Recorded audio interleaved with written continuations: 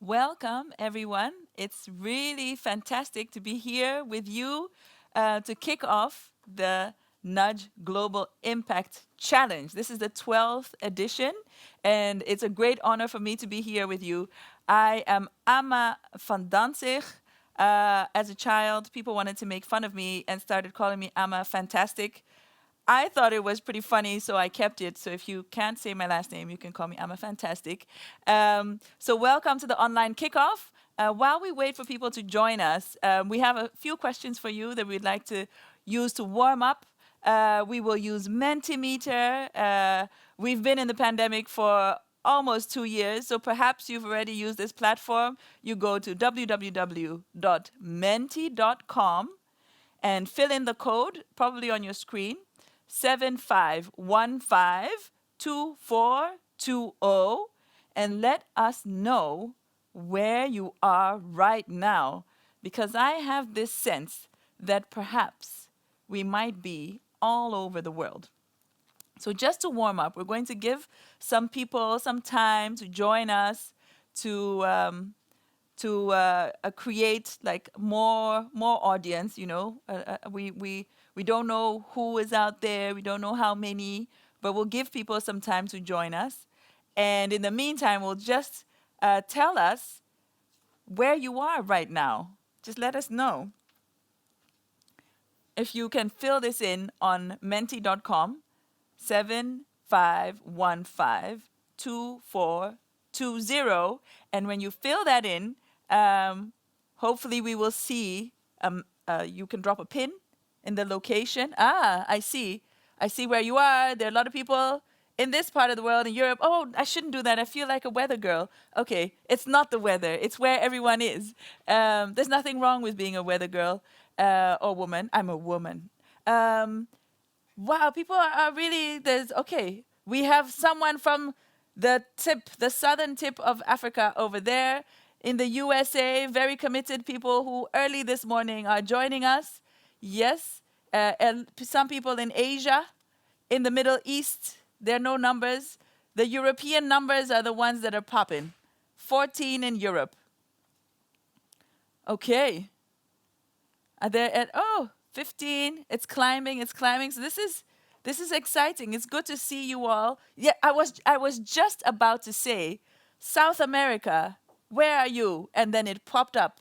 This is really fun. This is a really fun way of using menti.com and having a Mentimeter and dropping your pins, letting us know, checking in together, seeing where you are. So if you're just joining us, the question is, where are you right now? And you go to menti.com and fill in the code 75152420, and I can see where you are. Isn't that exciting? Because then you don't have to say anything, but I know. I see, Asia is pretty active. There are a couple of dots popping up there. Europe is still leading. The United States of America, Central America is growing. I don't know the specifics, so if I didn't say it right, please do forgive me. Africa has also grown. More African representation. I like this as well. Another one, and Europe is very, very present. So thank you so much for joining us on this question. Now we're moving on to our second warm-up question. And what we want to know from you in that question is, what is the most exciting online event related to sustainability or leadership you have participated in lately? So you can decide what lately is. But let us know. We want to know, what are the communities, what is the ecosystem that we're connected to here? What are the exciting things you've done, so that perhaps we can learn from it, we can connect to it. Again, if you're joining us now, go to menti.com, fill in the code on your screen, 75152420, and let us know. What are some of the exciting online events related to sustainability and leadership that you have participated in lately? I'm looking for inspiration. I'm looking to hear from you. What have you actually been doing lately? I'm assuming you've been doing stuff around sustainability, stuff around leadership, looking to see what you can contribute. And I would love to hear from you. Okay, the Global Food Summit, Ellen MacArthur Summit. Okay, a couple of summits. Exeter Masterclass. Okay, Circularity 21. Nudge events, of course. Those are always the most exciting. Biodiversity Congress, Global Food Summit, I already said that. Cities for Change. Okay, there's IUCN World Congress. Okay, I'll check those out.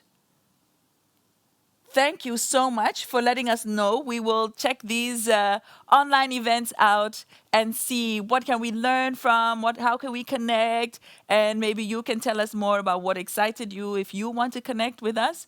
Thank you for joining us with this this warm-up. It's our demonstration of the Mentimeter, which we will be using as a way to communicate and interact with you. Now, we are moving on, stepping closer to the beginning of our program, the actual flesh of it, and we have a couple of practical announcements for you for how we're going to run this. Now, here's a list of things that I would like you to think about. Please, in your little box, there are 3 dots. Select those 3 dots, go to rename, scroll down to rename, put your name in there and your country so that we can find you and we still have a sense of who's with us. We want to know who you are, but we don't want to hear your voice. So please keep yourself muted and put your camera on if you can, because it would be lovely to see you and to not feel alone in the studio. I'm not alone in the studio, even though it might look that way to you. There are so many people around me supporting, but I would love to see your faces as well. You can ask questions, you can make remarks. For technical support, if you need that, you can do that via Zoom chat. And this session is being recorded. So you can watch it back later. You can send it to your friends and family if you want them to see it. And we will be sharing it when we've recorded it. So thank you so much for doing this warming up exercise and for going through the practicalities with us. Now, for some of you, this might be your first time here. So we wanted to tell you a little bit about the program. So this is a program for young professionals about leadership, sustainability, and impact.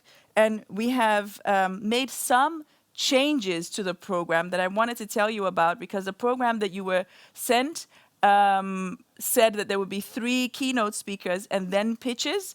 But then we thought it would be more fun to weave in the pitches of the people who are participating in the program this year after the keynote speakers. So we are going to be weaving this in. We'll have a keynote, we'll have a pitch, and we'll have another keynote and another pitch. And in between, we'll have opportunities to interact, to do more fun Mentimeter questions, to go into breakout sessions. And if everything goes well technically, we will finish within the time as stated at the beginning. So stay tuned, stay with us. Let's make this program together because it's going to be full of inspiration, full of ideas on making an impact and how to realize this. Now, we just talked about a couple of our leadership and sustainability programs that we've been at, but our program, the Nudge Global Impact Challenge, is of course a very unique one. It's an 8-month program during which people do a lot of online learning and some hybrid, online and live, and they work on a sustainability and impact plan, and then they start to implement it. So it's going from idea to plan to project, and they do this together in this time. So we are really trying to create an impact, and we'll hear more about this. And we provide a support network to be able to do this. And during the program, a lot of support is given in terms of guides and coaches and so on. So we are wondering from you, what comes to your mind when you think about rebalancing our planet? Because our theme this year is rebalancing our planet. So again, we're going back to Mentimeter and we're asking you, what comes to mind? What comes to mind? Because this is what we will be working on throughout the year. So Spending more time in nature, I agree with this very much. Less consumption, lowering our CO2 footprint. Um, Social inequality, that sounds like the description of imbalance. Rebalancing our habits, this sounds really very important. Reconnect with nature comes up again. Starting with yourself, indeed, because change does start with us. Large scale ecological restoration by planting trees, which is a fantastic practice and would make so much of a difference. Deep conversations, indeed. Zero hunger and poverty. Decolonization. Yeah, that you have a lot of ideas. So that means that the theme resonates, which is fantastic. And now we have another question for you, because in order to achieve these things, what is a key competency of a leader today? What is a key competency of a leader today? What do you think we need to be able to do, especially if we all agree that these fundamental things are needed to rebalance our planet? What empathy? I love that empathy shows up in such a huge, and it's growing. Yes, listening skills, character. What does character mean? Confidence, kindness. I love kindness. Yeah. Integrity. We need a lot of integrity, and it's so fantastic that empathy stays, central as these words are popping up and this cloud is forming around us. A vision, humility, openness, building people up, self-awareness, compassion. Well, we seem to know what we need. And I love that all of this that comes in is so value-based. It's really the basis, right? We're not talking about necessarily big systems, but we think that you really need to have some of these values to be able to be a competent leader. So this challenge has existed for a while, and so many people have been involved in it. And it's so important for us to have a network, a community that is wishing each other well. So we'll go to the next question, where I would love to hear from you. What do you wish for our participants in the upcoming period? Because this is the kickoff. They're starting on their journey to have their impact projects. They want to make a difference when it comes to sustainability and leadership. So I would like to invite us as a community, as a people who are interested in this, to wish our participants something. What do you wish for the participants in the upcoming period? I would love to hear from you. Luck. Well, thank you. Thank you for wishing them good luck. Build a community. You wish for them to build a community. Success and support, that they will take the lead. Inspiration. Inspiration is so important. It's so important to be inspired. Growth, vision, really working on the vision. Enjoy the ride. Enjoy the ride. I hope we can take a picture of this as a gift to all the participants, because there's so many beautiful things emerging here. Guidance, great friendship. These are all the wishes for you participants who are out there online joining us. People are saying, stay powerful, have fun, a lot of growth, guidance. And you know what's really great about this is we've invited so many people to join us, so many people from the community and beyond who wish this for you and who can actually offer some of the guidance, some of the support, some of the inspiration. We'll get some of that this afternoon. Here it's afternoon. Some of the boldness. I love that. I love that it says boldness, and that's a small word in the corner. I like that type of contrast. But this is a beautiful gift, I think, to all of you participants who are tuned in. So thank you so much for participating in this. Now, I have tried to tell you a little bit about the program, but I am not the expert on this challenge. So I would like to invite 3 special guests. Jan will join us here shortly. And Rick Koster will join us shortly. He's the founder. Well, Nudge is the founder. Nudge is not the founder of Jan. Jan is the founder of Nudge. And though maybe he feels that way. Huh? Jan, please join us here. So now what am I? What are you? Tell us. Did you found Nudge or did Nudge found you?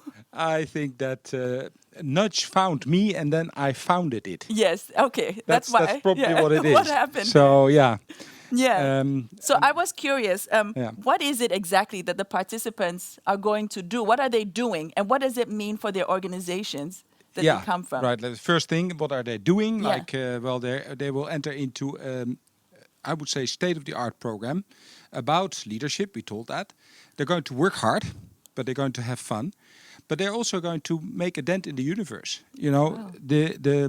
during the program, they will come up with a project that they are executing on. And that will really make a difference. And the project, of course, is meant to practice on everything they've learned. But the project itself is also very important. So yeah, I think it's going to be so much fun. Yeah. They're also going to make a lot of friends. You know, you get to learn people from all over the world. I know from former programs that people really visit each other, like in South Africa, in New York, everywhere in the world. So it's also, you know, making friends all over the world is also So one they of the really stay connected. they stay connected, and it's a really beautiful thing to be connected with like-minded people. Yeah. Well, it sounds, I mean, when you said they work hard, I thought maybe that's scary, but it's also fun and people are connected. And what does this mean for the organizations? Well, you must think that for an organization who has his people attending this program, first of all, you know, they get a state-of-the-art leadership program for their people. So it's a very good investment in your top talents. And then the second thing, you create ambassadors for change in your organization. People from, let's say, bottom up, inspire your entire organization to come along and do good.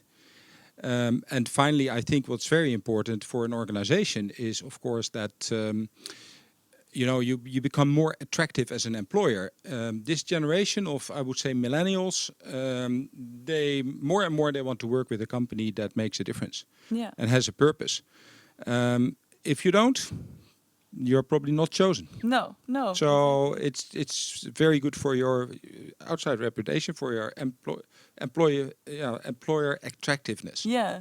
Okay, so it's an investment in the future. So they themselves get to put a dent in the universe, as you put it, work hard. The organizations are part of the movement, being attractive employers, and being connected to all of this. And it's good for their position, also for change from within. So the inspiration that these challenge participants bring in is essential. Thank you so much for that. Great summary.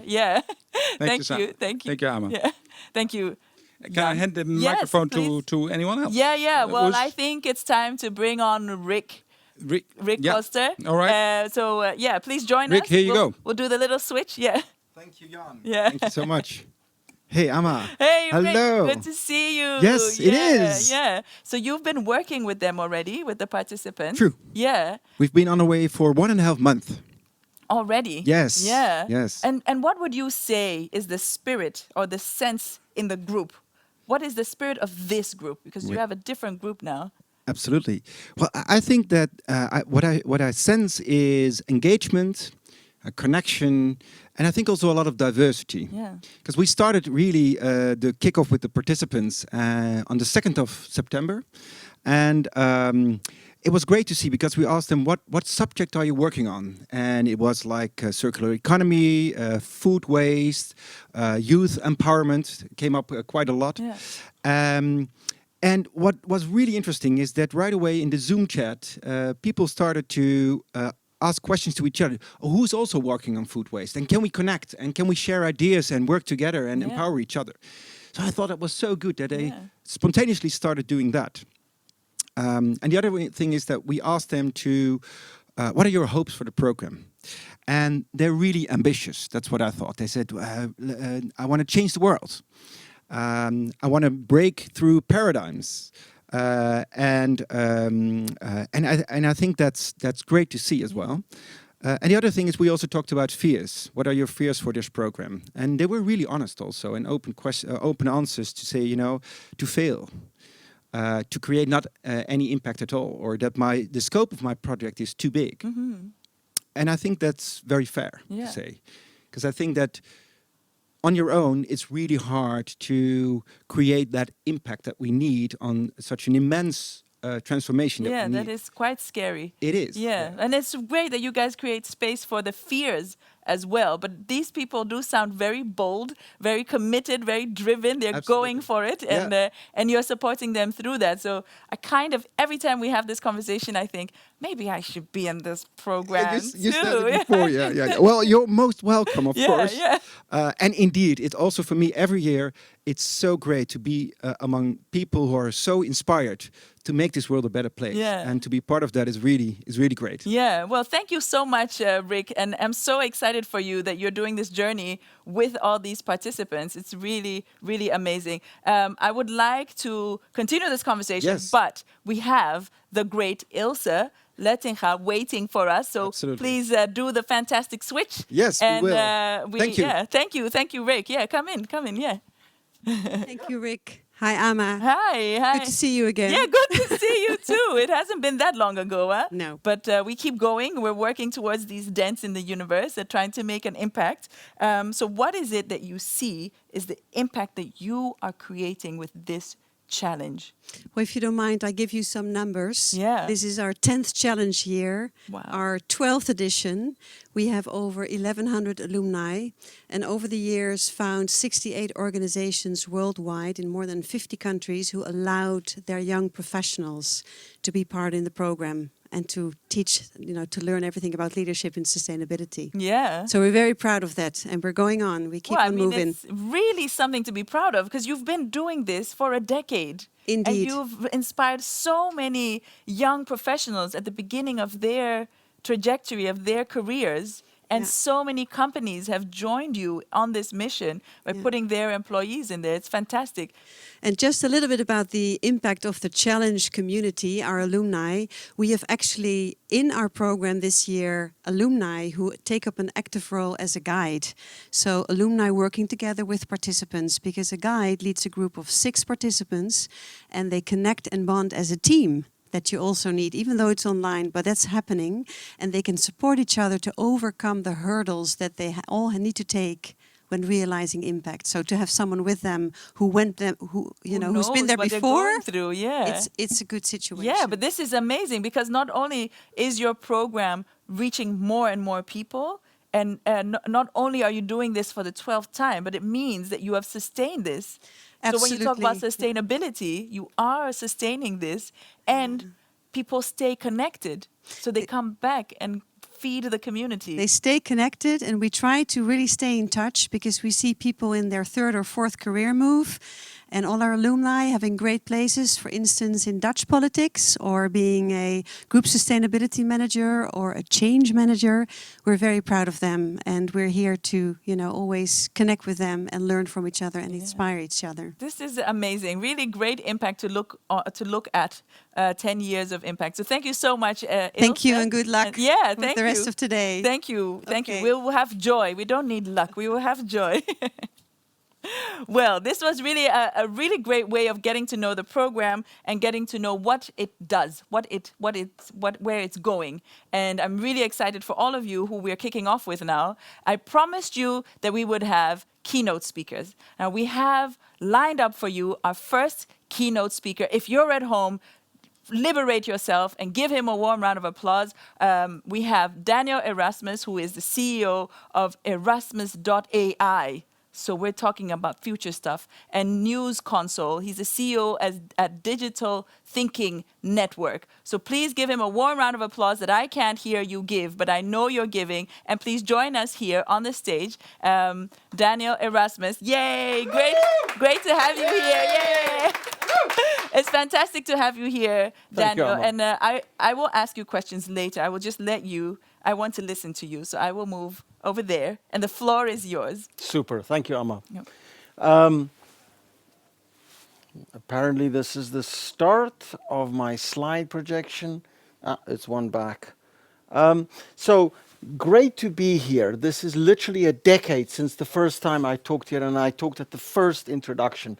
And I want to talk about new ways of working, new ways of thinking, new ways of acting in an age of great uncertainty. I'll tell 4 stories here, and I'll try to move through these stories and craft them and weave them together. But essentially, we're going to have to look at this world anew. We're going to have to think about things anew. We're going to have to tell new stories to each other.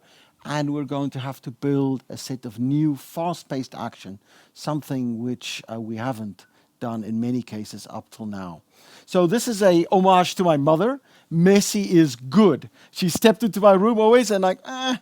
And the one thing is, when we start to look at the world, not by neat little categories and taxonomies as Linnaeus used to frame, etc., but when we start to look at the world as it is messy. And here you can see people working together. It would be physical. We'd be doing these things together, and they're drawing these messy pictures.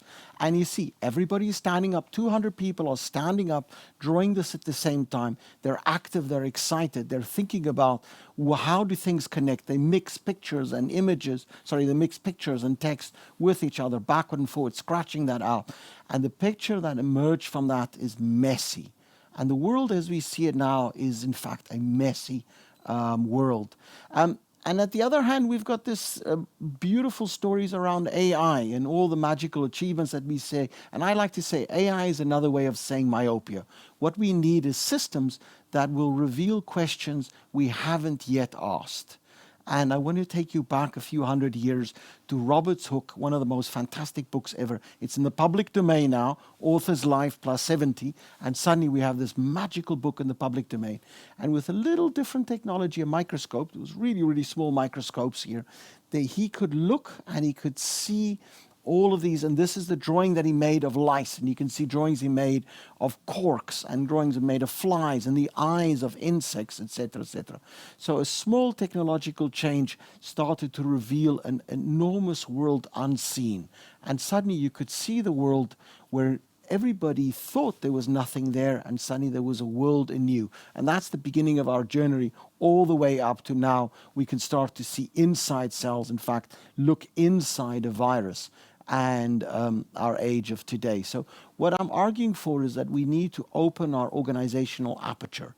You need to open your eyes, not in an AI way of narrowing and looking and doing a task, but start to answer and ask questions and see things that you would not have seen otherwise.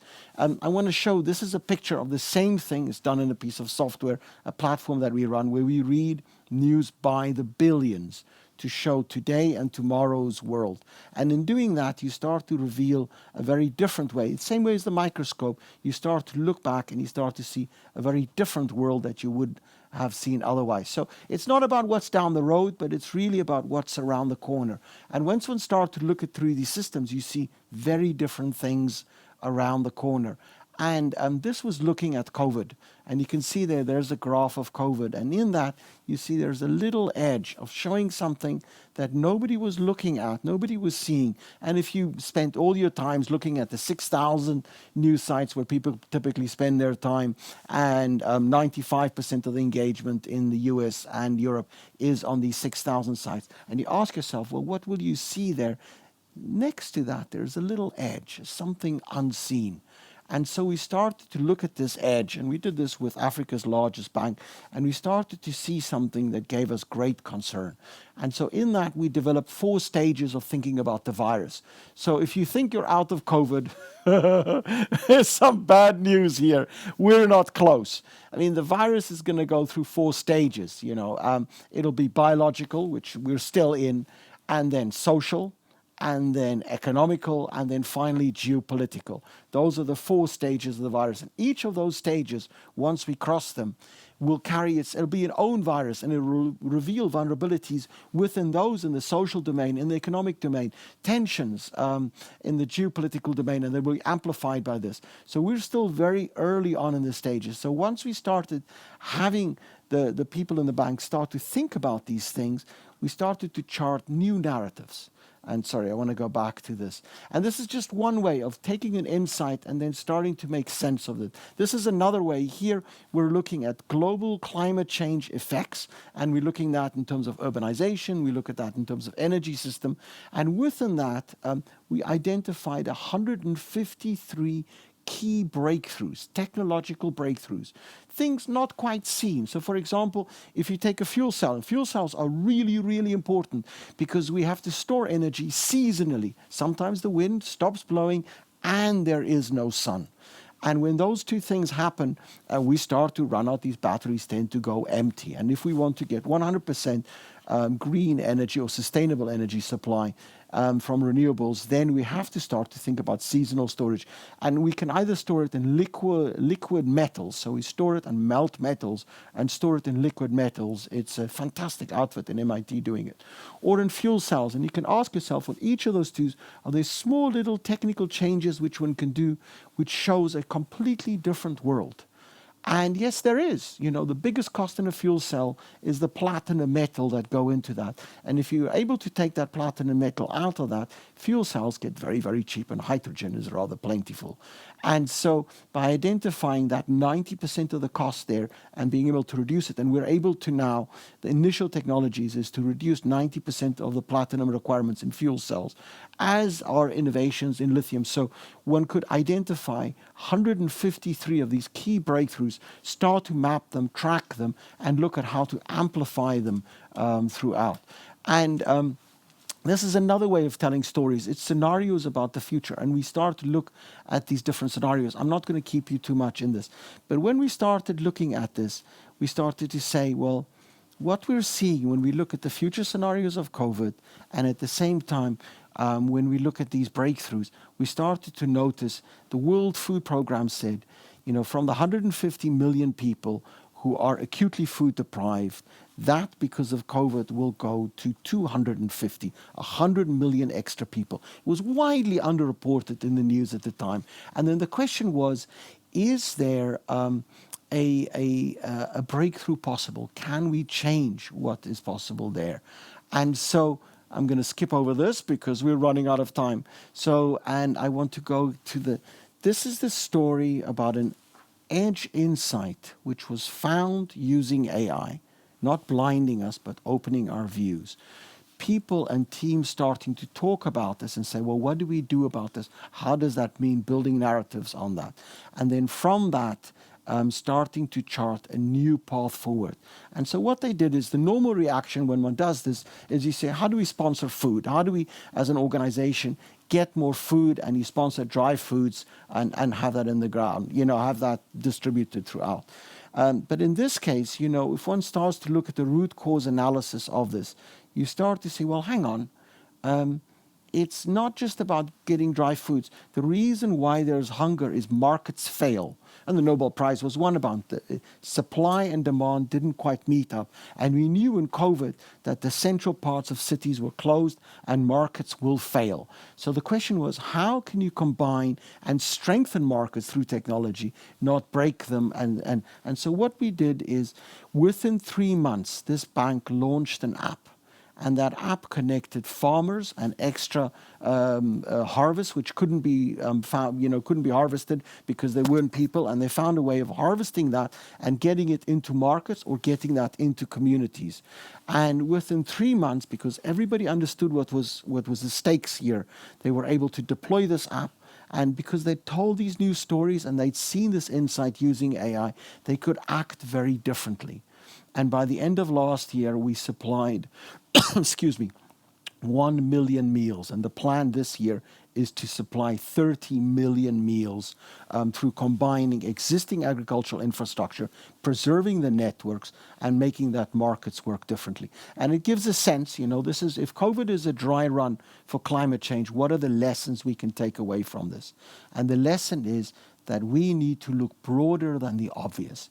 So in your tasks that you're doing, look beyond the simple truths. And it doesn't matter whether you have this AI or not. It doesn't really matter. It matters if you're willing to keep ask and engage with this question and play with the question, not just ignore it and go for the quick answers.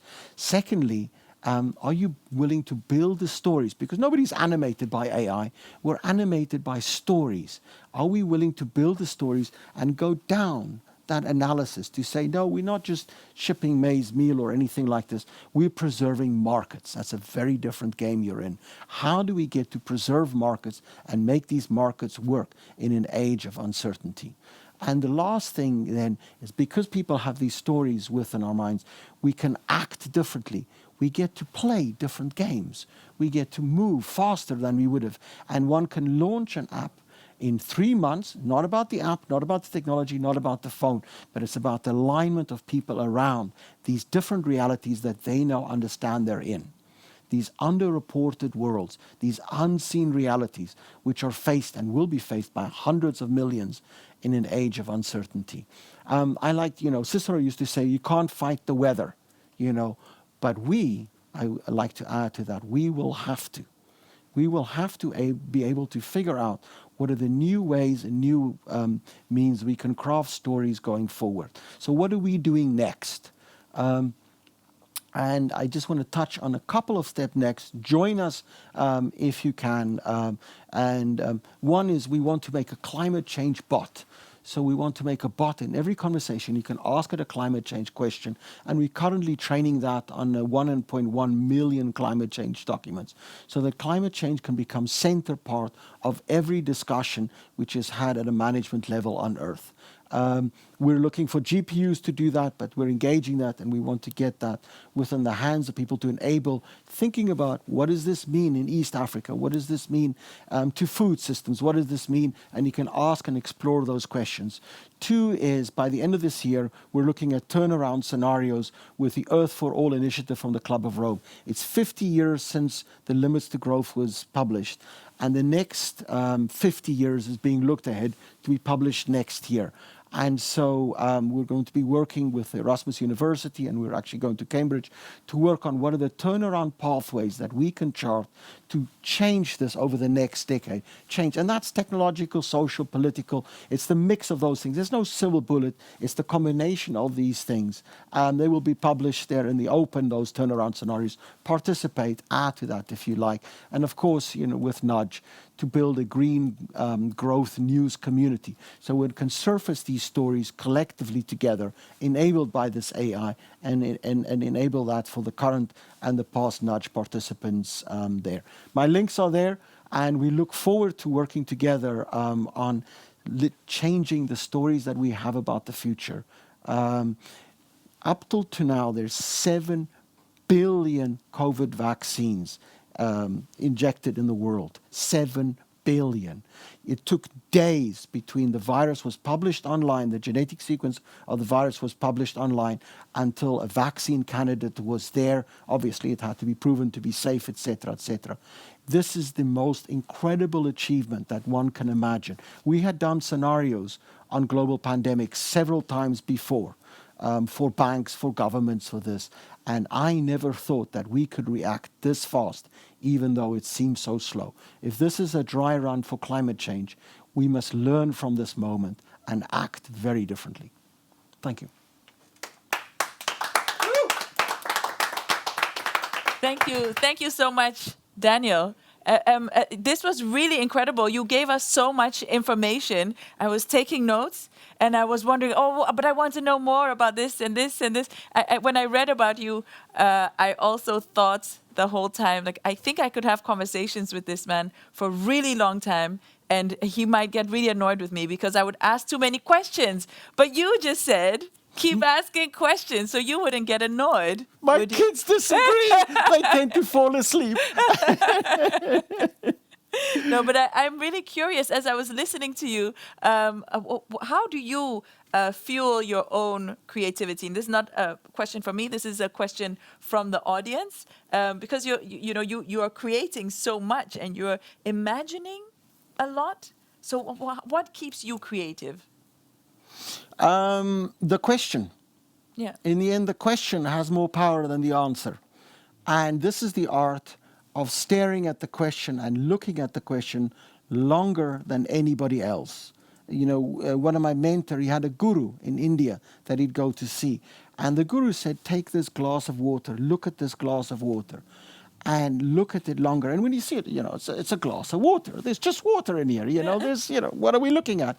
But when you start to look at it, you start to notice the condensation of the cooling, and you see it's not just a glass of water, it's actually where the water came from, the rivers which it came from, how it was processed industrially or otherwise, where the water will pass through your body and go forward into the ocean, go back into the sky, etc., etc. You notice the whole system around that water. Why is it in a glass? What does the glass look like? The cultural significance of that glass. Why do we give people glasses of water when they arrive? How do we build stories of narratives? And I do the same talk now about a cup of coffee, you know. Yeah, And yeah. I used to love coffee, and now I have a love-hate relationship with coffee. But I do the same thing with a cup of coffee. So the question derives on keep that question alive, hold it, cradle it. Stay with it. Yeah. Be dearful to that question, because the moment you answer that question, it loses its energy.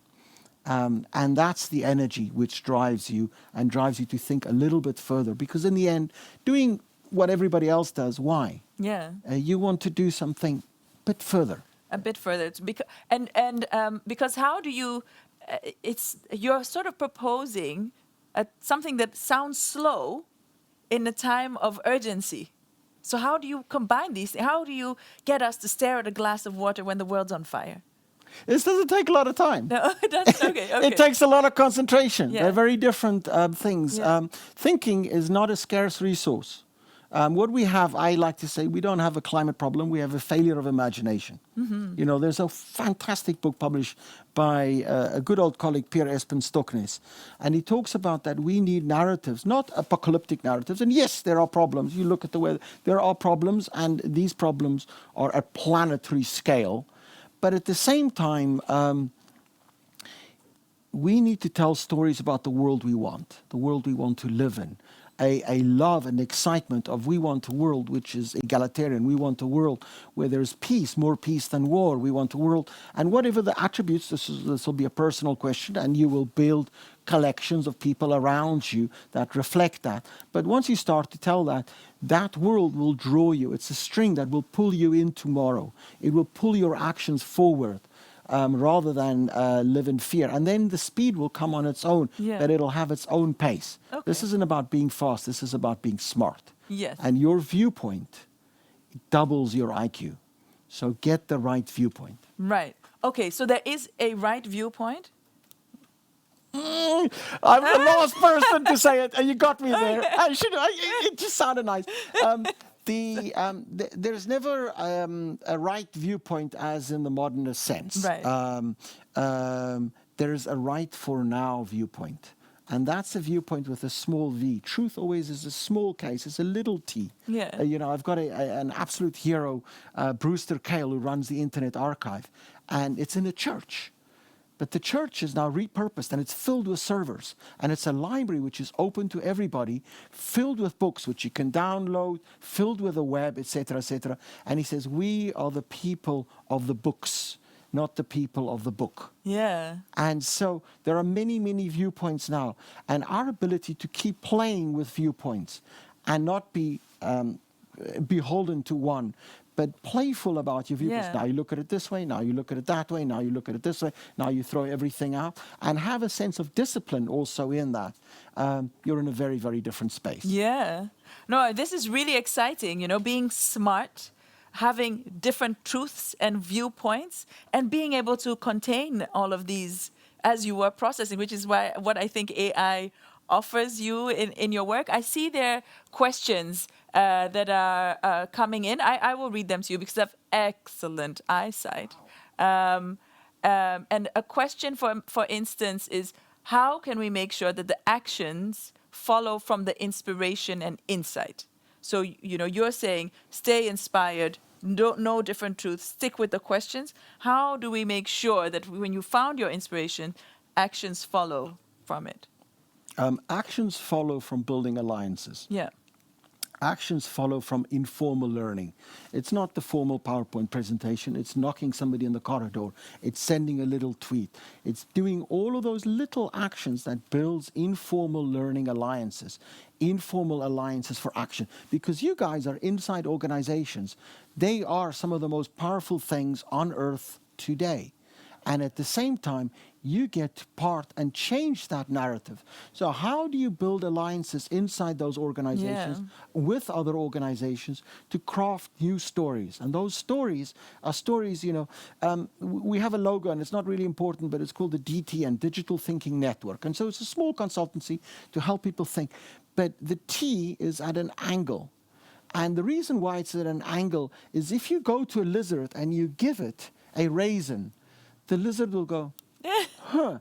And from reptiles to mammals, when they're interested, they go, huh. And it's as if you turn the world. By moving your head, you turn the world. So what conversations are you in? Can you have where you start to turn your worldview? And you start to turn other people's worldview. And in doing that, the whole world is changed. Yeah, exactly. That's really a very, useful and helpful tip. Just change how you're looking at it. If you tip your head a little bit, it's different. I see there's another question here. People are very keen, Daniel. You've sparked some things. It says, how can we create a different viewpoint if you're so tied up in your day-to-day things? So you're stuck in your day-to-day things. You just said, tip your head, change your perspective. What is maybe a different perspective?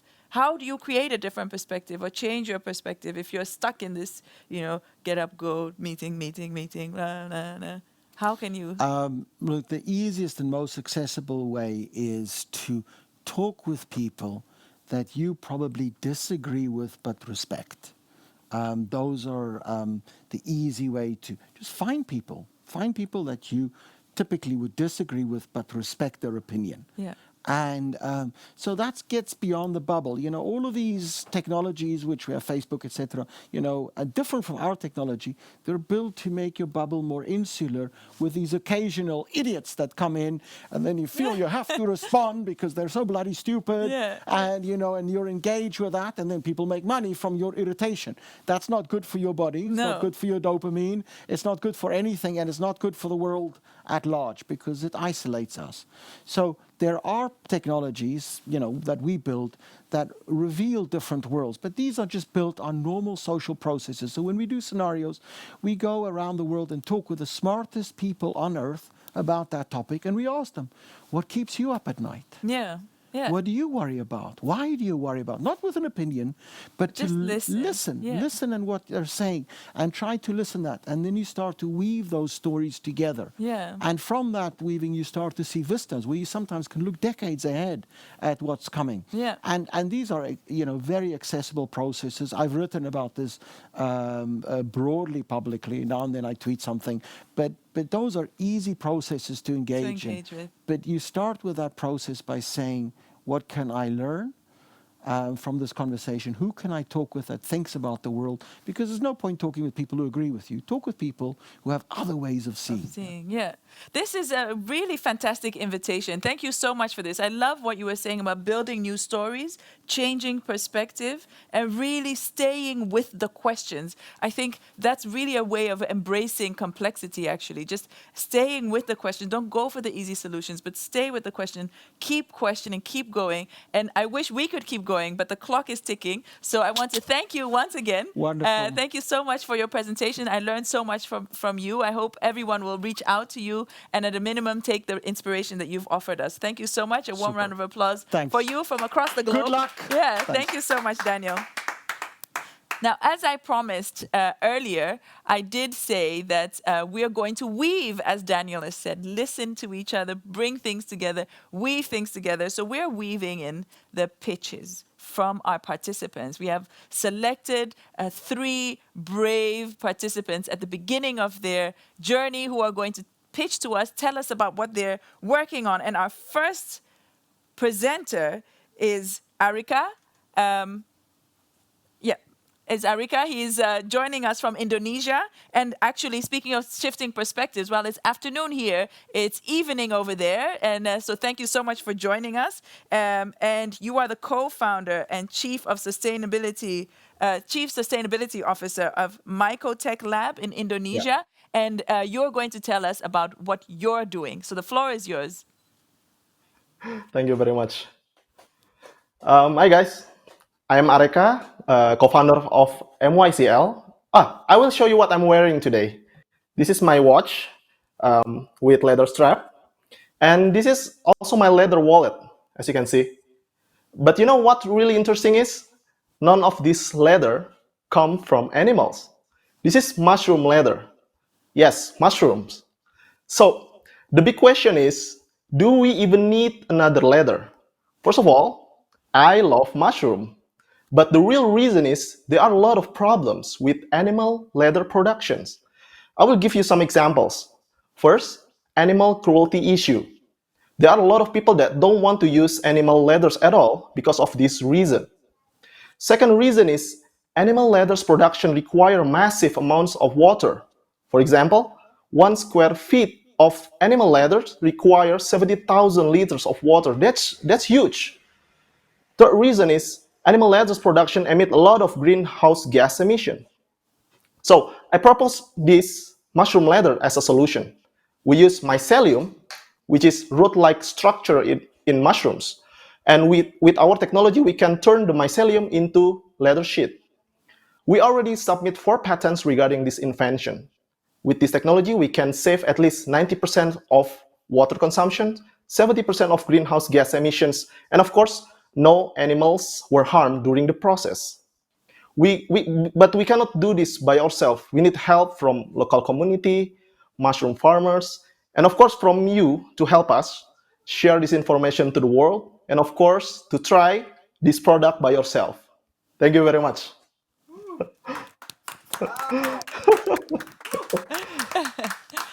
Thank you so much, Arika. I really enjoyed this. I feel like I'm looking at somebody who is literally creating the future as we speak. So, congratulations so much. Such Thank huge you very much. congratulations to you and your team that are creating this. And my only question to you is, how soon can I get a leather wallet from you? We try my best. We try our best to produce more because I think demand. We cannot, supply the demand. A lot of demand that come to us, but we cannot supply that right now because we lack of the production capacity. But soon we will increase our capacity so we can share our product to a lot of people in the world. Okay, so I will just keep following you until you're Thank ready you. to send me a wallet. Yes, of course. Because I think you will need a very big wallet if demand is so big to carry all the money that you're going to be making from this innovation. We're going to be best Thank you. friends, and you will send me a wallet. I will buy it from you. Don't worry. Of Thank you course, so of much, course. Arika. It's been great listening to you, and thank you for your pitch. It's fantastic. Good luck on your journey. Thank you. All right. Now we have been listening a lot, and I've been saying a lot of things to you. But one of the things that keeps coming back is the need for community, the need to connect, the need to build alliances. Daniel was talking about that. If you want action, build alliances. Ilse was talking about that. In this community, people meet, people support, people stay, and we want to nurture that. So we're going to go into breakout groups, and with a simple question, ask, why are you attending this kickoff? Why are you here? And you will meet 3 other random people that you will have 15 minutes to have this conversation with. After this conversation, we actually have a 10-minute break, but I can imagine that you could meet people that you really enjoy talking to. So you can take that extra 10 minutes and have a coffee together online. So I would like to invite you into your breakout groups and enjoy yourselves, make new friends, and meet people and see if they're people that resonate and stay in touch with them. So I'll see you in 25 minutes. All right. Enjoy your breakout rooms.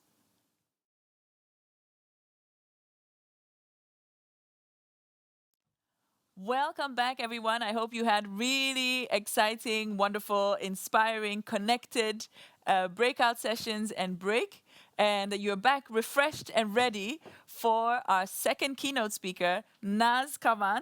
She is co-founder and director of A Beautiful Mess. It's funny because our previous keynote speaker was also talking about how good messes are. So give her a warm round of applause. Naz Kavan, please join me here.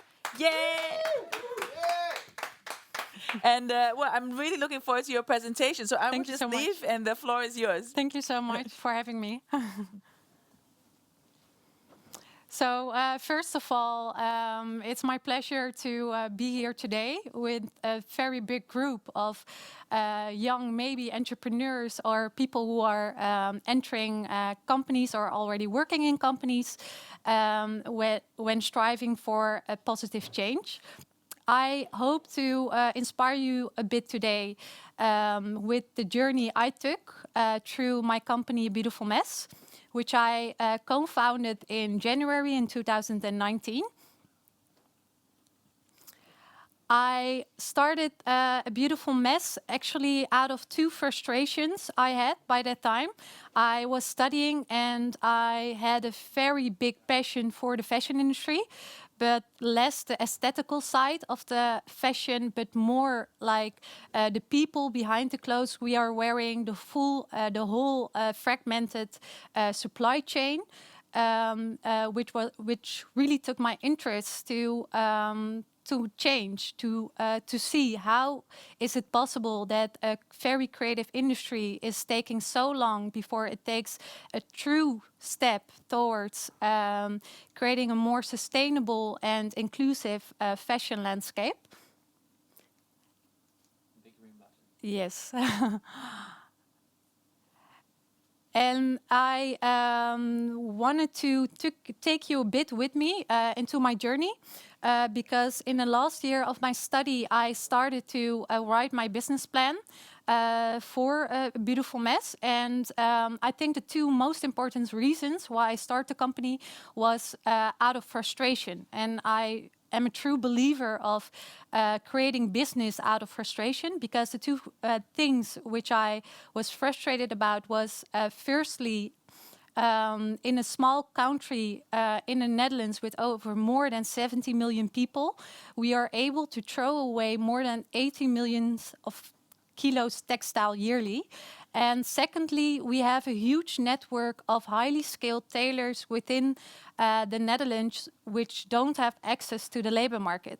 So we decided to combine these challenges we have by putting the talents into work again, by creating a place where the tailors can work more closely together with the people within the fashion brands, within the supply chain. And I think one of the big challenges we face within the fashion industry as well is that there's a huge lack of transparency. And how can you bring that back? That was really the question. What we found is that we really need to honor people for their craftsmanship again. And it starts with seeing people for the talents they have instead of their background. And in our case, with the target group we are working, they flew from mostly from countries like Syria, Central Africa. And we decided that there has to be more possible to speed up integration, but at the same time also really put their talent into work to create a more sustainable fashion industry. But I put this slide here to also show how collaboration is really one of the main reasons and one of the biggest goals to really reach the positive change we are striving for. And within a year, we started collaborating with brands like Philips, Google, Rochdale. To just give you an idea of what we did is that, like in the first 3 months, we started by producing bags for the company Philips, which they used as carpet gifts. And we started making aprons for Google. We even made curtains for a new housing company in Amsterdam. So I was a lot talking about the fashion industry, but the reason I put these companies here, like the big corporate ones, is because we are really believing in the SDG goals we have at this time. And for us, it's really about collaboration and co-creation. And I truly believe that the goal number 17 is one of the most important ones as well, because we can only make a change by a holistic approach and also by really have an integrated way of making this happen. And in our case, it's by doing it locally. Underneath, you see a few other companies we did collaborations with. But I have to say that the fashion industry also takes a really long run before they are changing their supply chains into more local production. And it has also to do with the huge supply chain, what is the case today. The why is really for me about why do you start your company, or why do you start your idea, and what is the added value at this time. Like Beautiful Mess is one example, but last year I started my second company with 3 other entrepreneurs, which is also local and with people with a refugee background. But we set up a factory, the first one in the Netherlands, which is producing surgical masks for the healthcare. So we took like another way, which is more towards the medical equipment. And the reason for that was really the huge situation, what was happening in the world with the pandemic. And I shared it because I really believe that disruption creates space for a positive change. And it's really about how can we step further from, like, we have these huge challenges. What's in my opinion now is inequality and climate change. And these big challenges seem almost impossible to do something about it. And I think a very important role as an individual, but also as a society, when in business especially, is how can we look further into solutions. And we see that a lot of things are going wrong. And it's also very difficult to change systems, like, for example, the fashion industry with the supply chain, which is already there for like so many years, in a way of how it's built up in the global south, in countries like Bangladesh, in India. But most importantly as well is that we are not only changing the current systems, which are creating also at the same time this huge challenge we have, but we are also creating a different mindset within the people within these organizations. And I think for us, why the SDG goal number 17, for example, is so important, is because we can only make that happen through collaboration. And a very good development you see as well is the CSR departments. And we get always a lot of questions about why are you working with these big corporates, or why are you working with this company. And people are very, want to be like critical about it, but also very curious about it. And I think that we can only make it happen if we all take it step by step, but together, instead of just focusing on what we are doing, for example, with our company within Amsterdam. But the most important reason is that as a startup, it's really difficult to make a big impact because you are just with like a small team. So for us within these collaborations, it's also a way of enlarging our social impact, but also making a smaller environmental impact by taking the demand on producing more products locally. And that's how we are striving to make a really positive change, but we do that together.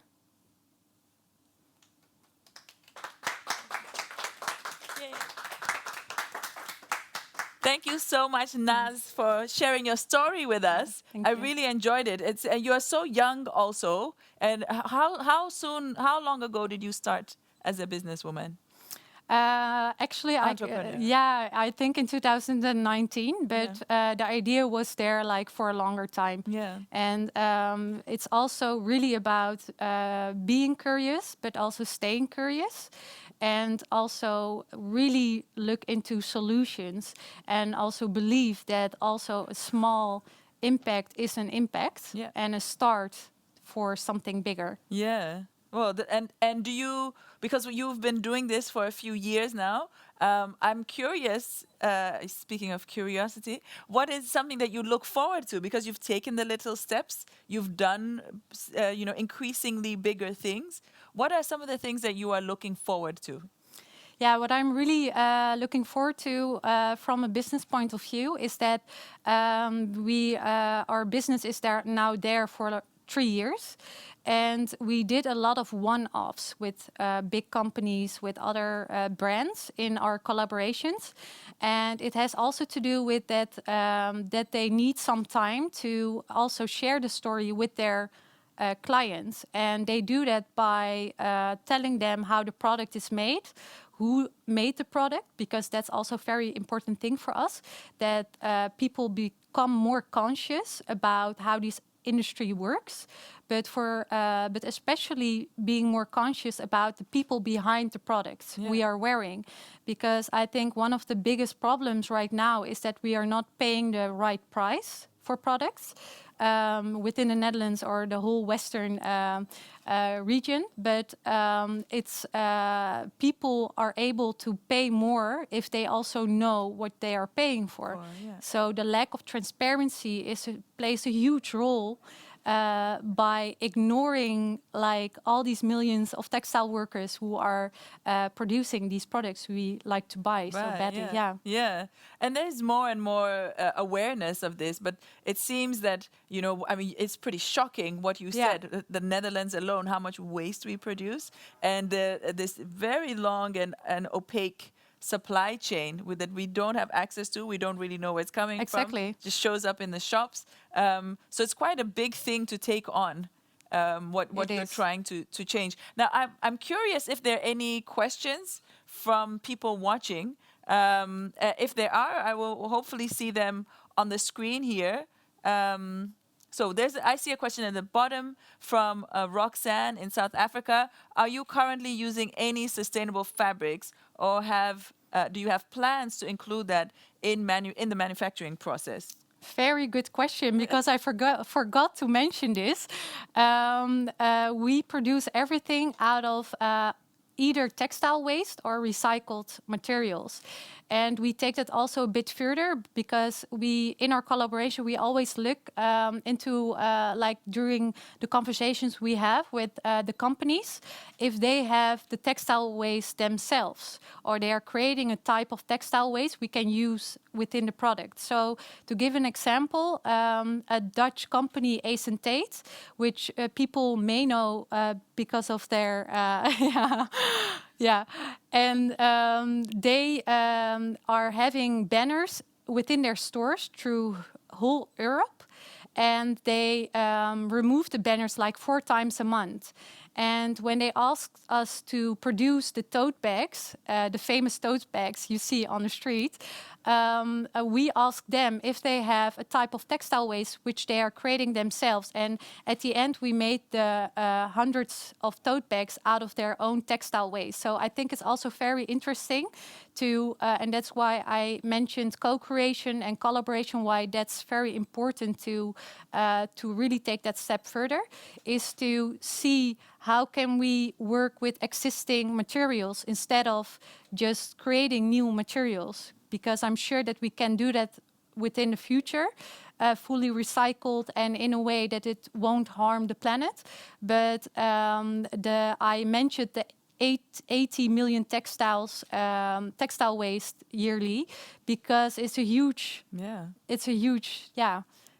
number, which also tells that we maybe need to buy less and to be aware that we already have a lot to work from. Yeah.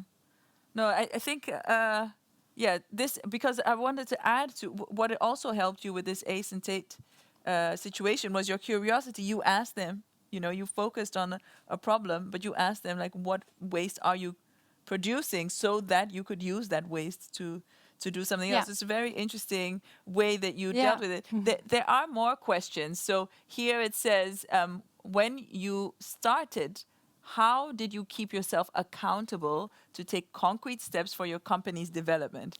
That's a question from Arnaldo Perez Negron in Puerto Rico, U.S. Puerto Rico. Yes, yeah, an honest question is really trial and error. Yeah. So I think that you have to start somewhere. And of course, you can write perfectly a business plan and follow each step of the words you came up with. But looking at the challenges we work with, which is really about sustainability and social impact, it's something what changes by the day. So you have to educate yourself every day, and you have to be most importantly very adaptive about it. So it's really trial and error. But what helped me a lot was to have to do a lot of informal pitches with the people around me, within my own community, with people I met. I told them about my business plan when it wasn't even there. Like I didn't have anything to show or to really share, but I was really like trying out my story on people to also learn from them perspective on these topics, which I find important. So I think when I look back, there are a lot of people who really helped me to take the first steps, but also the steps further when my company was there. And yeah, it's trial and error and being very adaptive. Yeah. No, I mean, thank you for this very honest response. And I really wonder, did you really talk to everybody? So, like, if we were friends hanging out, would you be bothering me with your business plan? Well. Yeah, and yeah, and I have to say that my friends, like, they heard enough about it for now. So if you do that for many years, it's yeah, it will affect your friendship as well. But it's worth it. But it's worth it at the end. Yeah. Yeah. Okay. Nice. People are really curious, and they want to know, like, how did you start to convince these partners like Philips and so on to get on your side? Because you spoke to so many people. This is a question from Ariel in Burundi. Yeah, I think for us it was very important to have a very clear product and to also being able to sit on the chair of the other party. So you have to know what the other party finds important. You have to know what their focus is on the SDG goals or their CSR department. And you really have to jump into that in a way that you can combine your forces to reach that goal. So it's really about being able to know your client, knowing the person who sits in front of you, and also what their goal is. So it's too easy to think that you are just with a lot of enthusiasm, you can sell your product or reach your goal. And I think collaboration is really about being able to sit at the other chair of the table as well to see how can we really strengthen each other. Yeah, exactly. And also, indeed, knowing who you're talking to. Exactly, So yeah. know them, they know you, and then come together and see how can we synergize, how do we collaborate, how do we... That's a good tip. Yeah, Thank so you. it's really joining forces. Yeah.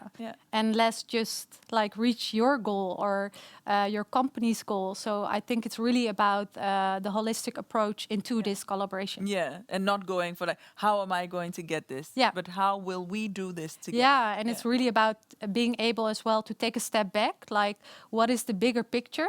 Is the goal really to just sell this product, or is the goal to make a positive change, looking at the sustainability side of it or the social impact side of it?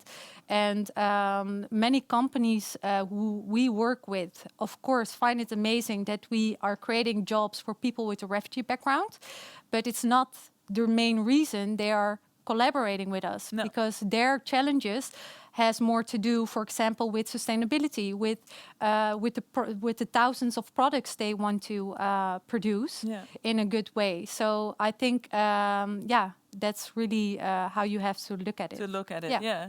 Oh, great. Well, there was one last question that I wanted to ask you before we close this question and answer session. And I can't see who asked the question, but the question was, what has been your biggest surprise? My biggest surprise is, I think, our collaboration with PVH, with Tommy Hilfiger.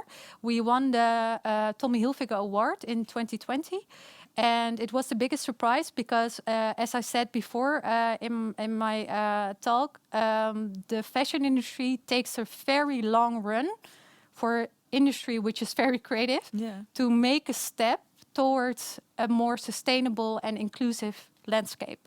And for us, it was like, obviously we worked hard for winning the award, but it was a surprise in a way that they couldn't look away anymore.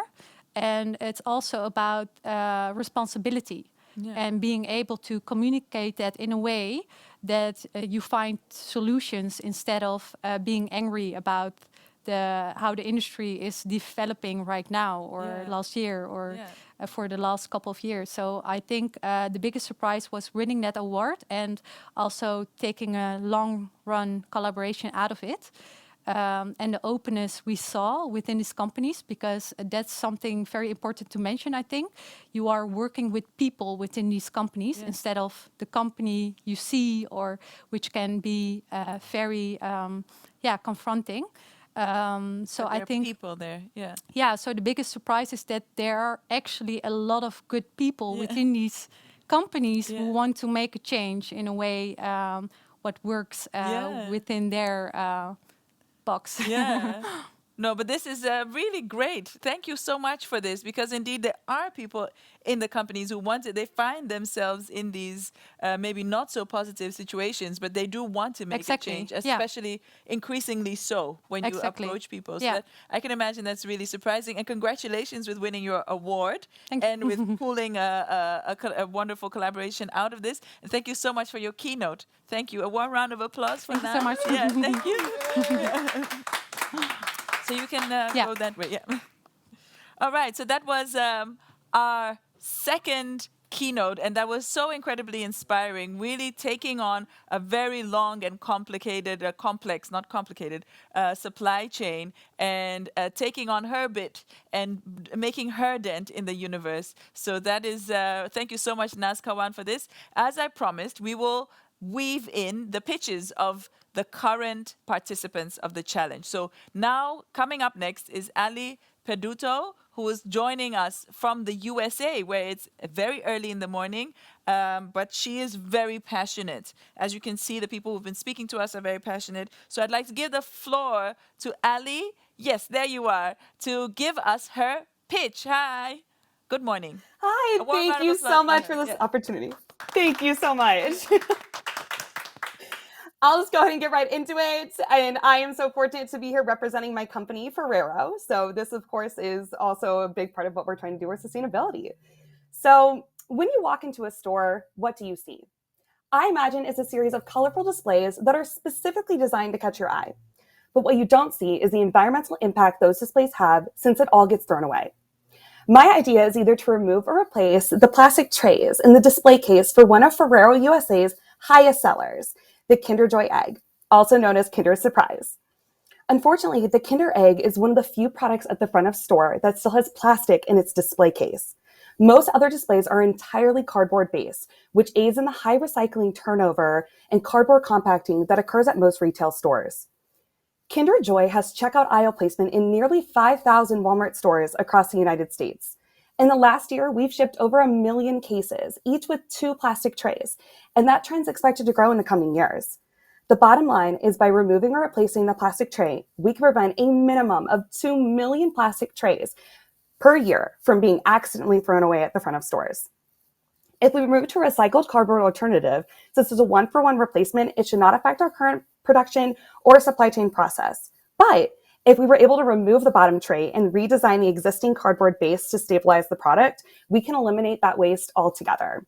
Ferrero's partners and retailers, such as Walmart, are launching their own initiatives to remove plastic and redesign packaging.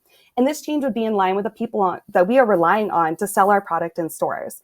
And ultimately, this product is for kids. So we want to make this display case as sustainable as possible to show them the best chance at a safe, environmentally friendly future. Thank you. Thank you you. so much for this very beautiful pitch, and it's so wonderful to hear about the little adjustment that you want to make to have such a huge impact. So I'm curious, have you spoken to people about this within the company?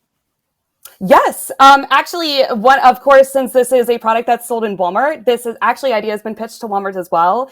They're really excited. I was also fortunate to attend virtually, of course, given the environment, a sustainability seminar that Walmart had hosted. And they said something that was really impactful. And it's a small number times a big number. It's still a big number. And I think this is a perfect example of something that's a small change, but can make a really big impact over time. Well, this is really, really beautiful, really fantastic. And thank you so much for this pitch and for your initiative and for taking this on, because indeed it might seem small, but it's huge when you see it exponentially. So thank you so much and good luck and enjoy Thank this you. journey. And Thank you have so a much. great day. Enjoy your day. Thank you, Ellie. Okay, bye. Thank you so much. Okay, so that was a beautiful pitch from Ali in the USA. And now we are getting ready to welcome our third keynote speaker, Sally Musungu from Kenya. There is Sally. We might have some connectivity problems, and we might not. We are just going to try it out. Sally, you seem to be well connected. Maybe if you could say a few things, and I'm sure that you are here with us, and then we'll see how we proceed from there. But the floor is yours. But first, before the floor is yours, let me introduce you properly, because Sally, I've spoken to Sally quite a few times lately. Sally is doing a PhD. She's a PhD student at Imperial College London, and she's a founder of AgriLab Connect Limited in London, and she is an alumni of the Nudge Global Impact Challenge 2021. So it's really wonderful to welcome you here, and we're so looking forward to hearing your story, Sally. The floor is yours. Thank you so much, Amma, for that kind introduction. And yeah, I've been trying so hard to connect with you. Hope you can hear me very well. So far, so good. Yes. Yeah, well, my name is Salim Sungu, and I'm a Nudge Global Impact Challenge Alumni 2020-2021. I'm so happy to be with you here today to participate in this kickoff event and to talk about my topic and my experience in the Nudge Global Impact Challenge last year. And today I'm going to talk about, to go to the theme of the event, which is the rebalancing the earth. And when you're talking about rebalancing the earth, we are talking about rebalancing I'm going to talk about rebalancing the earth from the ground up and from the perspective of soil, which was my project at previous at last year's challenge. And agriculture is a very, very important sector, and it's also a sector which actually contributes to destabilization of the earth, and it's also a sector which demands a lot of resources from land, from water, and from air. So agriculture plays a very, very important role in rebalancing the earth. Next slide, please.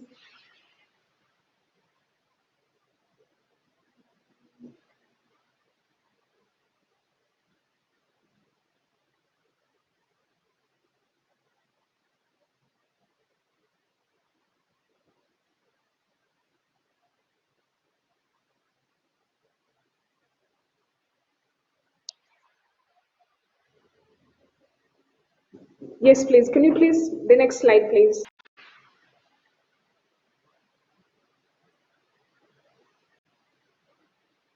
Well, I'll just speak about it. So agriculture is a very important sector which contributes to rebalancing of the earth, and at its core is soil.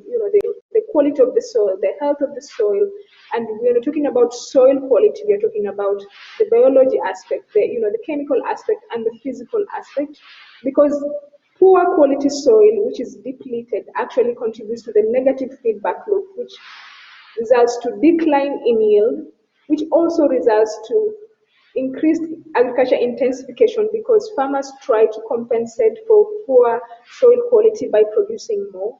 And then it also creates that feedback loop because when farmers produce more, actually it also results in depletion of the soil nutrients. And we're going back to that continuum of depletion, poor yields, and also, that circle, never-ending circle.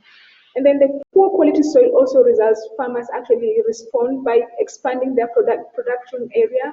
And then when they expand, sometimes most of them they do monocropping, which actually does not benefit the soil and results to loss of biodiversity. And sometimes they do livestock intensification, which actually contributes to accelerating climate change. So soil is very, very critical and very important in rebalancing the earth because when farmers actually are able to take good care of the soil, that means that they're able to produce high quality yield, and with high quality yield, they're able to secure the livelihood of the farmers and also to ensure security at house level. When farmers are able to rebalance the earth by providing nutrients to the soil, they are able to actually restore degraded lands because we have seen from evidence that when farmers when they know the soil quality, they can apply correct amendment to be able to restore degraded lands and bring it to life. Restored soil full of life is full of biodiversity, which contributes to rebalancing of the earth. Again, when we're talking about farmers, you're talking about farmers, and also farmers is synonymous with, when farmers in Africa is synonymous with poverty, and so smallholder farmers are most in sub-Saharan Africa, they're about 80%. And when you continue improving the quality of the soil, you're also directly improving the quality of the smallholder farmers, who are majority in the continent, who also will help, contribute towards food security in the continent. And we have seen the cases of malnutrition. Africa, has high level of malnutrition.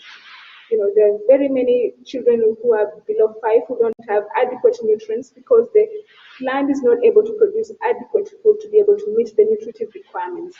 And this actually, affects their cognitive development as well as the physical development. So when we actually rebalance the quality of the health of the soil, we actually contribute directly towards development of the children, improve malnutrition of the children, especially those children who are more vulnerable, maybe in some parts of sub-Saharan Africa. The slides we just seeing about, I was the one which was talking about rebalancing the soil, which contributes to improved yield. That farmer, tested their soil and was able to know what was missing in the soil. And the difference between the soil which has been corrected and the soil which has not been corrected is demonstrated by the yield in the maize, which is actually shown in those figures. So rebalancing the soil is very, very important because we ensure adequate nutrients is available for the plants, and farmers are happy when they're able to produce enough to meet the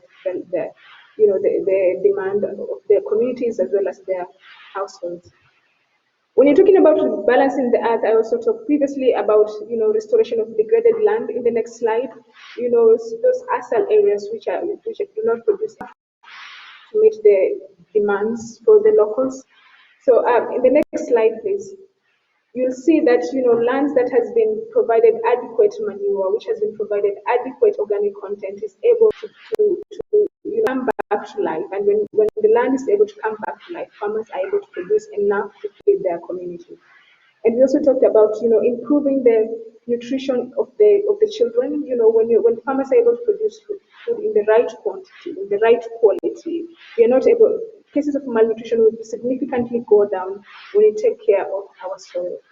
And how did we do that? Last year, I was privileged to be selected as a NAD Global Impact participant, and I implemented my project, which was accelerating the soil analysis, because soil is very, very important. And next slide, please. And soil also, when you're talking about rebalancing, our project sought to accelerate access to soil analysis services. And to do this, what we did with a solution, because digital literacy is very, very important. It helps to improve access to information, especially for farmers in rural areas who don't have access to basic infrastructure required to improve their soil quality.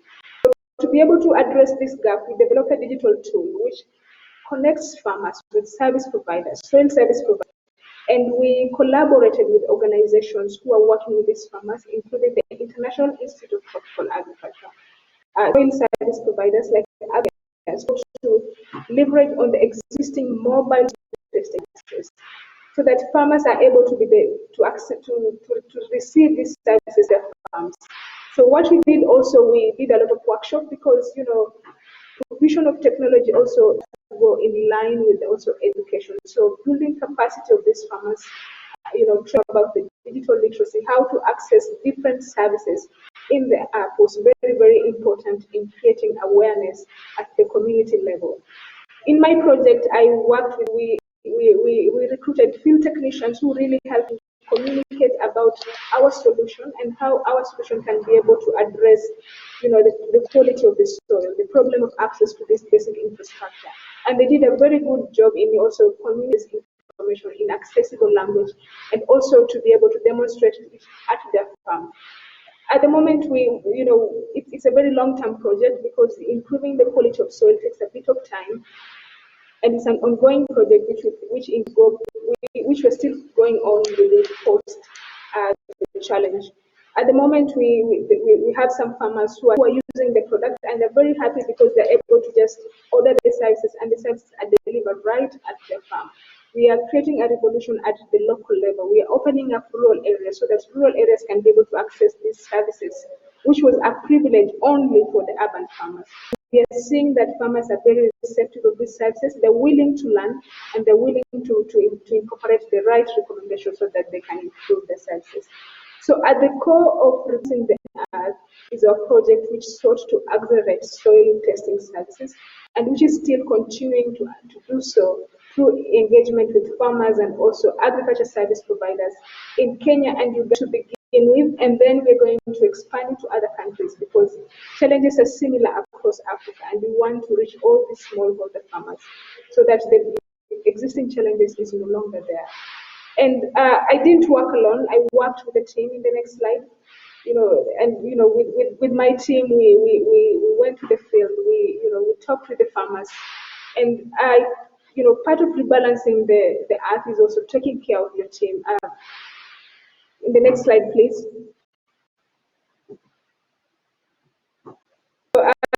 When you're talking about the team, it means taking care of the mental health of the team because when the team is in the right mindset, they're able to commit more, they're able to work harder towards achieve, we really drive the agenda of sustainability, drive the agenda of rebalancing the earth. So my team, which was mostly the field technicians who worked on the ground, play a very, very important role to ensure dissemination of this solution to the farmers. In the next slide, please.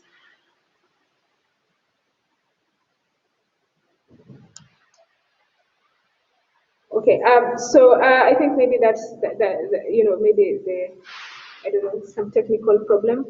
But what I wanted for you to take away from the talk is about how all those three pillars about talking about the mental health, talking about the earth, and also talking about yourself, how that all contributes towards a holistic, bring yourself holistically towards balancing, towards advancing the sustainable development goals is how you actually contribute as an individual, although it's very, very small, but it actually has significant impact. For me, last year when I started this project, I felt like I'm not going to achieve much. I felt like I'm just an individual. It actually made a significant difference. I have live stories. I have feedback from farmers who really appreciate this technology, who really appreciate my presence there in changing the way they produce things. So my what I can give you, which I learned last year, is about being resilient, being confident in your project, and also knowing that whatever you're going to do, whatever mark you're going to leave is going to make a difference in some life, if not many people's life. So for this cohort, for me it was a bit hard to implement. But once I started rebalancing myself from the inside, believing in myself and also believing in my team, you are able to achieve a lot. And I think that's what I can give you today: to believe in yourself, to believe in your tools, so to be very resilient when you're starting this project. So that was it from me today. Thank you so much for listening to me, and I can take questions or maybe comments if you have any. Thank you so much, Sally, for your presentation and talking about resilience. And we talked earlier about persistence. You know, the connection was not the best, but I picked a few things from your presentation, and I love how you built it up with the importance of the health of the soil, its connection to the water, and how that affects the land, and how in the end, I mean the air as well, these interaction of these three elements, and how that ultimately affects our health in terms of nutrition, malnutrition, well-being.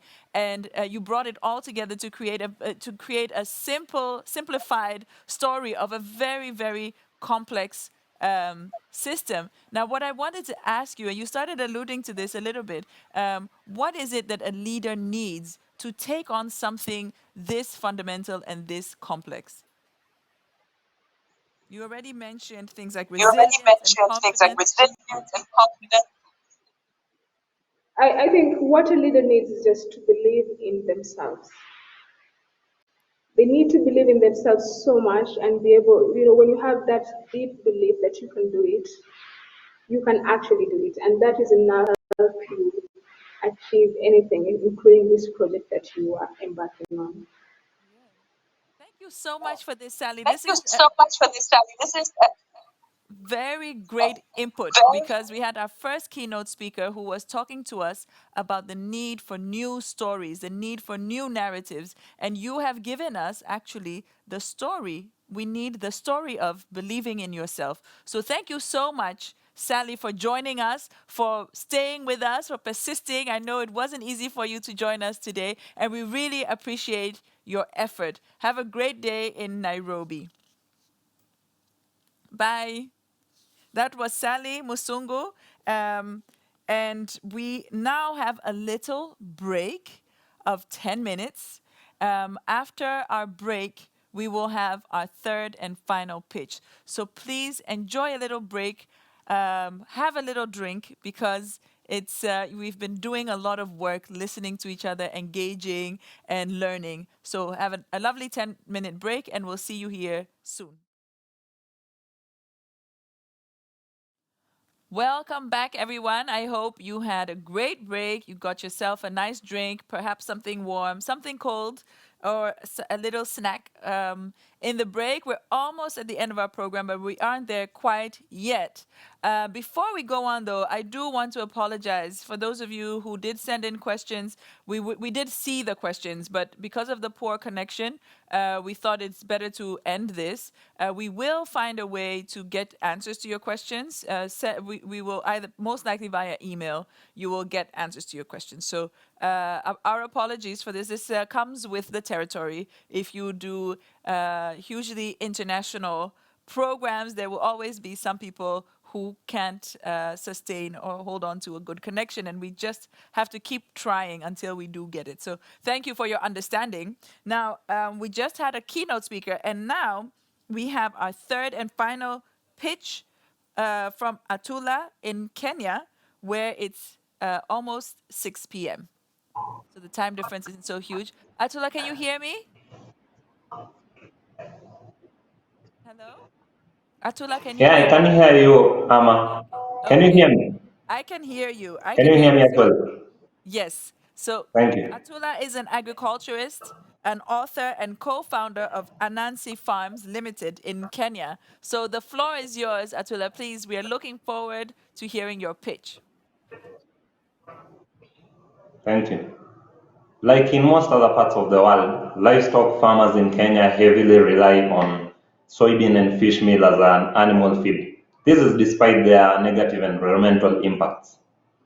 My name is Atula Wade from Anansi Farms in Kenya. I'd like to share with you how we are promoting sustainable agriculture using the black soldier fly larvae.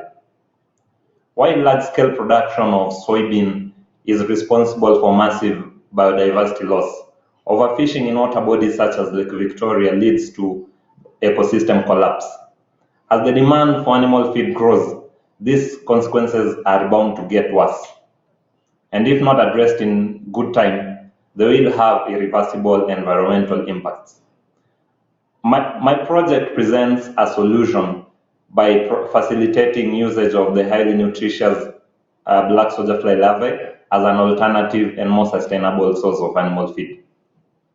We rear the insects at our breeding facility and sell young larvae to the farmers. Within 2 weeks of feeding the larvae on organic waste from their farms, they are ready for harvesting and use as animal feed in place of either soybean or fish meal, depending on what the farmer has been using previously. Farmers who take this approach are not only able to make their farms more sustainable, but they can also lower their cost of production by up to 30%. This will have the effect of yielding more affordable food for the general population. I'd like to invite you all to share your thoughts and ideas on this project. And together, let's make agricultural production more sustainable. Thank you. Thank you so much, Atula. We are so thankful for your pitch. Really appreciate your efforts. And we're also thankful that you had a clear and good connection. Now, I what I appreciate wonder, it. Thank you. what I wonder from you is, as a leader, what do you hope to gain from the program now that you are already doing your business with the larvae? The main thing I would like to gain is the networks, because this is an opportunity to interact with people who are doing not necessarily the same project, but similar things across the world. Already in my peer circle, there is someone doing a BSF project in the Netherlands. So that's an opportunity to share ideas and learn from one another. I've also been interacting with one other person from the US who is doing a project on reducing waste. Mine is recycling, but his regards reducing waste. So there are different approaches to sustainability. So by learning and sharing ideas, we can be able to grow our project. It's a synergy of ideas. So that's what I'm so excited for. And I've learned a few things so far, and I'm looking forward to the next couple of months.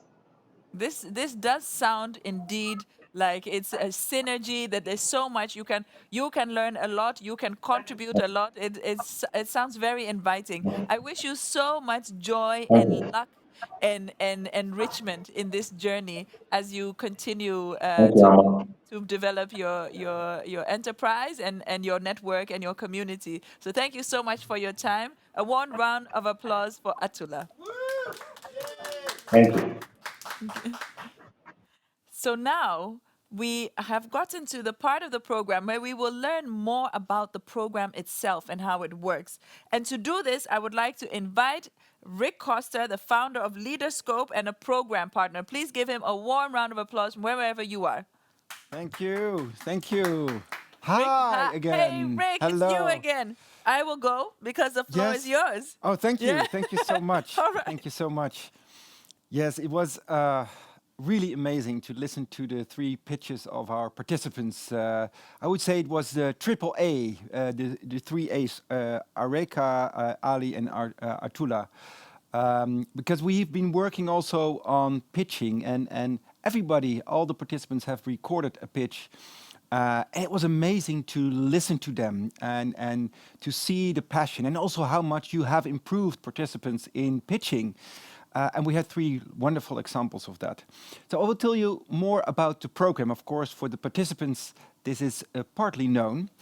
I think that this is the ground that we took for this program, because we believe that a good leadership program always has three major ingredients, which is new perspectives. And I think Daniel gave us a very good example of changing our perspectives on agriculture or on food. And I really like that idea of tilting your head so you really get a different perspective with that. Or to look at a cup of coffee and to get the stories that are going on in you, to really stick with the question longer. That gives you new perspectives. Practice is the second one, to learn new skills.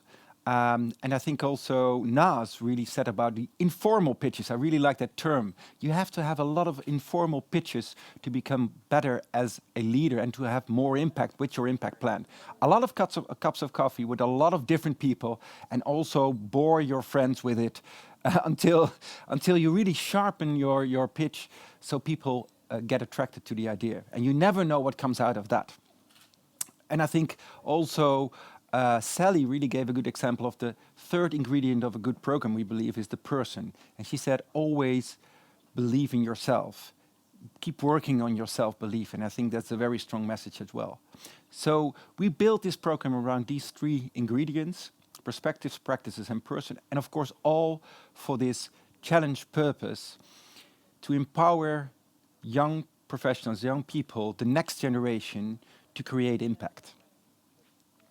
And I think that the central idea that we have is, how do you rock the boat while staying in it? We talked about the participants in the former sessions that we had. But how do you do that? How do you really steer the place up? How do you break barriers, or how do you challenge the status quo, but yet stay in there so they don't think, oh, you're this troublemaker or this maverick, we are not talking to you. And I think that's a really fine balance, saying this, rocking the boat while staying in it. Not become that troublemaker, but really to build on something together and steer as much and shake as much as you can, but still stay in there. And I think this is a challenge.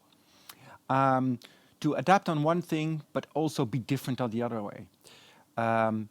So I think it's good that we have a talk with all the people that are here now. What does it take to be a boat rocker? What does it take to be a boat rocker? To really keep challenging, but at the same time stay in there. And I think it's really nice to have a conversation together about that boat rocker. So it's one who challenges the status quo. When you see that something could be better, you energize your organization by working from your true self, and you have the capability to work with others to create success and not be that a destructive troublemaker. And I think that last one is really important. Walk the fine line between difference and fit, inside and outside. Rock the boat, but manage to stay in it. So I'd like you to go into a breakout room and to talk about this. How can you be a boat rocker yourself? And how do you manage to stay in, but still create a lot of impact and change? So let's go for a breakout for 10 minutes, and then we come back for the closure. And I will tell you a bit more about the entire program.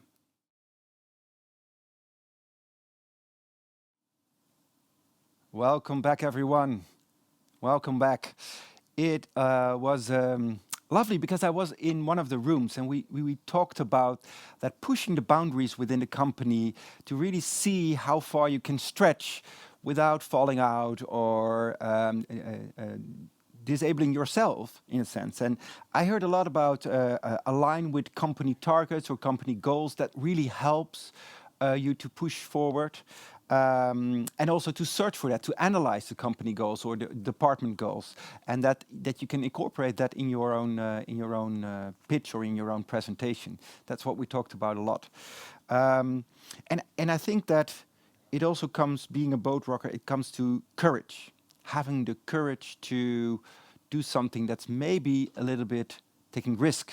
And I love that word courage, because it comes from cœur, the French cœur, which means heart.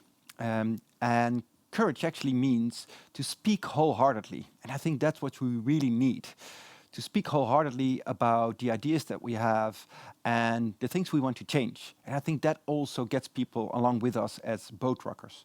So I wish you a lot of luck also with your endeavor and the risks you need to take to push through the boundaries. So let's have a look how the program looks like. And for the participants, you've already seen this scheme quite often, but this is our roadmap. So we started off with a draft impact plan. You had 1.5 months as a participant to write your impact plan, and in between we had a kickoff to understand what binds us as participants, to get to know each other, but also to get some ideas on how do you write an impact plan? How is the process of writing an impact plan? And how can I continue? And we have, of course, this kickoff today, which is all about inspiration. We had 3 wonderful keynote speakers, and also you talk to each other to inspire each other.